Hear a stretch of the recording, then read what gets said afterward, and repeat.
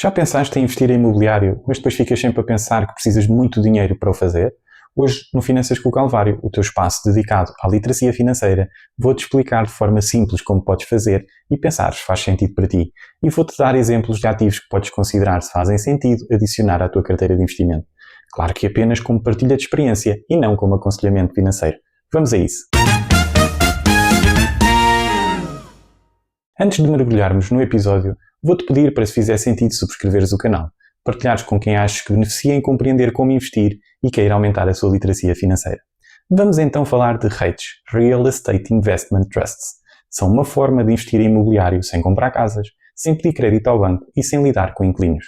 Mas atenção, investir em REITs não é só olhar para dividendos, é analisar empresas, setores, dívida, contexto macroeconómico e perceber o papel que estes ativos podem ter numa carteira bem construída.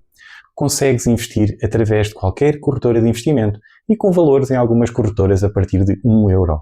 Claro que o rendimento também depende, como é óbvio e como em todos os investimentos, do valor que lá colocas. Interessado na conversa? Vamos lá ver então como é que isto funciona. O que são REITs e então porquê é que atraem investidores? Os REITs são empresas cotadas em bolsa, que detêm, gerem e exploram ativos imobiliários como casinos, armazéns, data centers, lojas de retalho e que por lei distribuem a maior parte dos seus resultados aos acionistas. E é isso que explica os dividendos elevados relativamente às restantes empresas. Mas fica desde já a mensagem importante. Dividendos altos ou a dividend yield não significa automaticamente qualidade.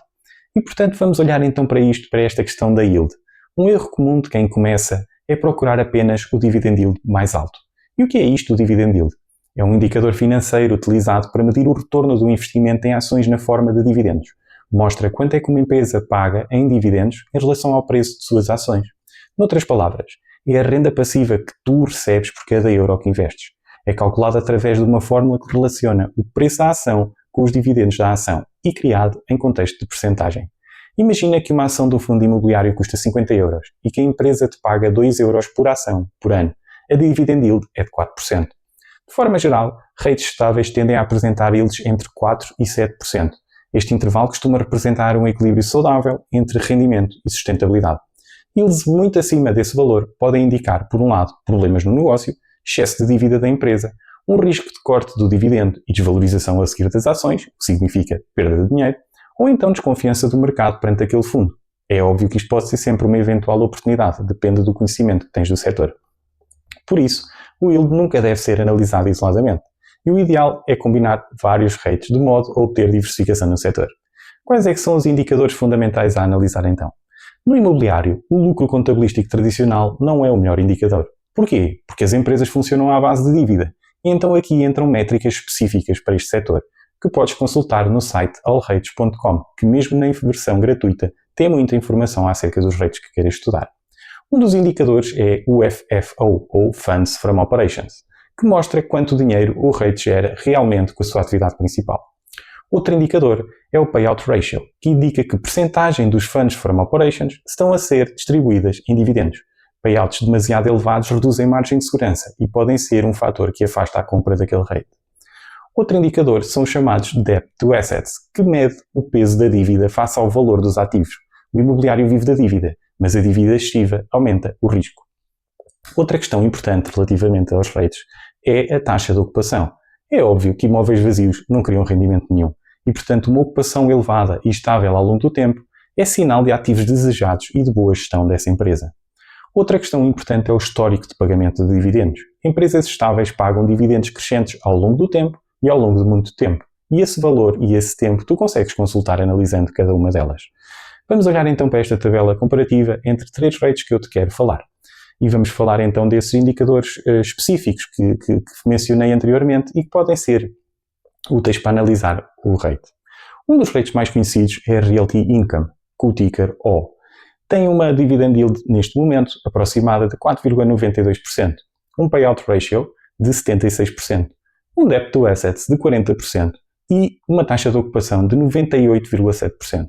Funciona na base de contratos longos, de elevada previsibilidade e é uma das poucas empresas que trabalha e paga dividendos mensais e, portanto, significa que todos os meses tu vais, se investires na Realty Income, vais receber dividendos dessa empresa. Outro REIT bastante conhecido é o Vici Properties, com o ticker Vici. que tem, neste momento, uma dividend yield de 6,1%. Tem um payout ratio de 77%, um debt to assets de 37% e uma taxa de ocupação de 100%. Este fundo, tem uma exposição a casinos e entretenimento. E relativamente a isso, podes, por exemplo, olhar para aquilo que são os casinos mais conhecidos nos Estados Unidos e que a Vici é dona desses casinos e depois subaluga às empresas que os exploram. Outro rate que podes analisar é a Prologis, com o ticker PLD, que tem uma yield de 2,91%. Tem um payout ratio de 68,9%, um debt to assets que ronda entre os 35% e os 40% e uma taxa de ocupação de 97%. Este rate funciona na base da logística global e tem um crescimento estrutural naquilo que é uma carteira de rates.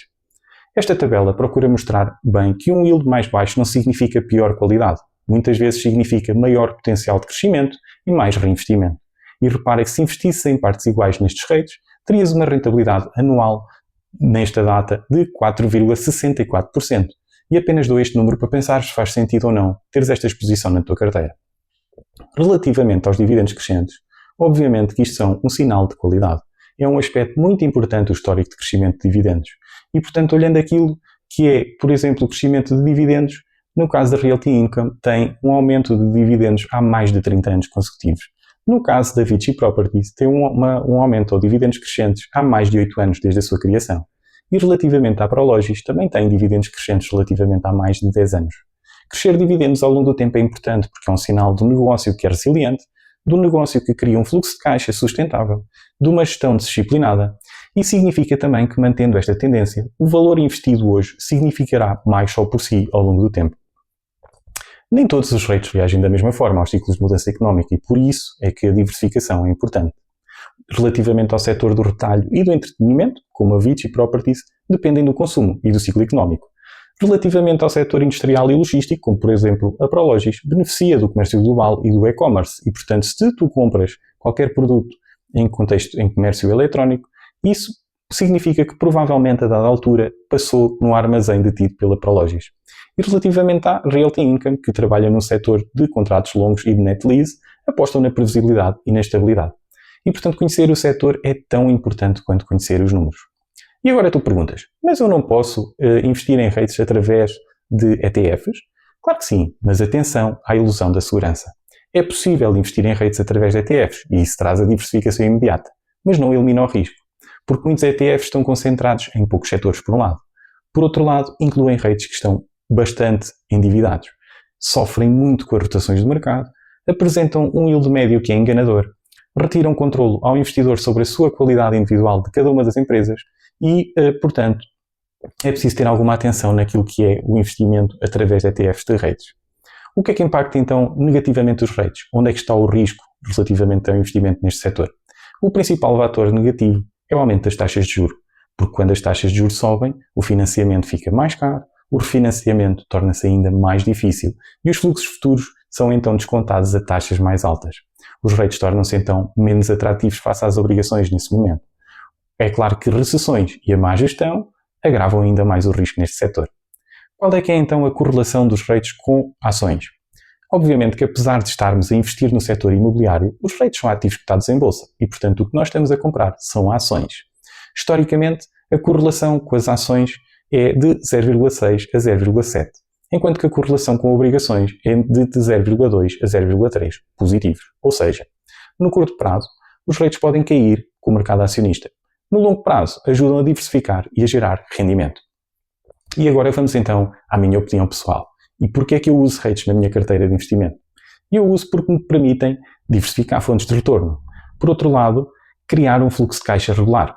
É uma sensação muito interessante, por pouco que seja inicialmente, e podem ser apenas cêntimos, receber na conta rendimentos apenas de valor que investiste. Atenção, que estes rendimentos têm que ser declarados e tens que pagar imposto sobre eles. Por outro lado, servem para reduzir a dependência exclusiva do crescimento das ações e permitem reforçar setores específicos quando faz sentido. Aumentam a liquidez para esperar oportunidades melhores. São, no fundo, uma ferramenta, mas claro que não são uma solução milagrosa. Ainda assim, parecem existir pontos a favor do investimento em rates nesta fase em que estamos. Existe uma perspectiva de redução de taxa de juros, resultado da mudança do governador da Fed, que aparentemente está alinhado com Trump na redução das taxas de juros, E também, por outro lado, o facto de estarem estagnados há anos, literalmente no pós-Covid, e em valores mínimos, podem tornar este setor algo apetecível. Alguns já têm começado a valorizar mais recentemente, eventualmente a antecipar este cenário. Se vai acontecer ou não, ninguém sabe. E a não ser que tenhas uma bola de cristal por aí disponível, também não vais saber. Só tens que compreender o setor e perceber se o investimento faz sentido para ti. Investir em REITs é então a forma de ter alguma exposição a fundos imobiliários, sem as chatices que tanto massacram as pessoas neste setor. Mas não é procurar o maior dividendo do momento. É compreender o negócio, os números, a dívida e o contexto. Sim, historicamente não será o setor que te vai fazer milionário, mas é uma forma de trazer fluxo de caixa que pode ajudar a diluir risco por um lado e a reinvestir com estratégia ao mesmo tempo.